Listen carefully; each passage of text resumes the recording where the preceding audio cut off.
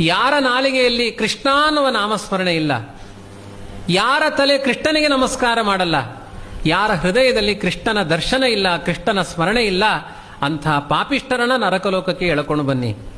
ಯಾರ ಹೃದಯದಲ್ಲಿ ಕೃಷ್ಣನ ಚಿಂತನೆ ಇದೆ, ಯಾರ ಕಿವಿಯಲ್ಲಿ ಕೃಷ್ಣನ ನಾಮ ಸ್ಮರಣೆ ಕೇಳಿಸಿಕೊಂಡಿದ್ದಾರೆ, ಬಾಯಲ್ಲಿ ಹೇಳಿದ್ದಾರೆ, ಅವರನ್ನ ಯಮಲೋಕಕ್ಕೆ ಕರೆದುಕೊಂಡು ಬರಬೇಡಿ ಎನ್ನುವ ಆದೇಶವನ್ನ ಯಮ ಹೊರಡಿಸ್ತಾನೆ. ಇಷ್ಟು ಶಕ್ತಿ ಹರಿನಾಮಕ್ಕೆ ಇದೆ.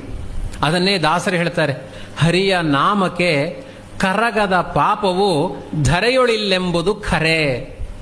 ಹರಿಯ ನಾಮಕ್ಕೆ ಕರಗದೇ ಇರುವ ಪಾಪವೇ ಭೂಮಿಯಲ್ಲಿಲ್ಲ. ನಾಮ್ನೋಸ್ತಿ ಯಾವತಿ ಶಕ್ತಿ ಪಾಪ ನಿರ್ಹರಣೆ ಹರೇಹೇ ತಾವತ್ ಕರ್ತುಂ ನ ಶಕ್ನೋತಿ ಪಾತಕಂ ಪಾತಕೀ ಜನಃ. ಹರಿಯ ನಾಮಕ್ಕೆ ಎಷ್ಟು ಪಾಪ ಪರಿಹಾರ ಆಗುತ್ತೆ ಅಷ್ಟು ಪಾಪ ಮಾಡುವ ತಾಕತ್ತೇ ನಮಗಿಲ್ಲ.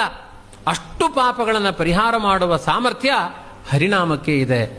ಹಾಗಾಗಿ ಹರಿನಾಮಕ್ಕೆ ದಾಕ್ಷಿಣ್ಯ ಪಡಬಾರದು.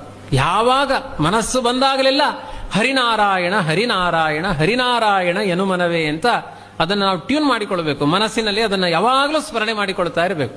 ಶ್ರೀಕೃಷ್ಣಾಯ ನಮಃ ಅಂತ ಹೇಳೋದು, ವಿಷ್ಣುದಾಸನಾಮ ಪಾರಾಯಣ ಮಾಡೋದು, ಇಂಥವರಿಗೆ ಖಂಡಿತ ನರಕದ ಭಯ ಇಲ್ಲ ಅಂತ ಅಭಯದಾನ ಮಾಡಲಿಕ್ಕೋಸ್ಕರನೇ ಅಜಾಮಿಳನ ಕಥೆಯನ್ನು ಹೇಳಿದ್ದಾರೆ.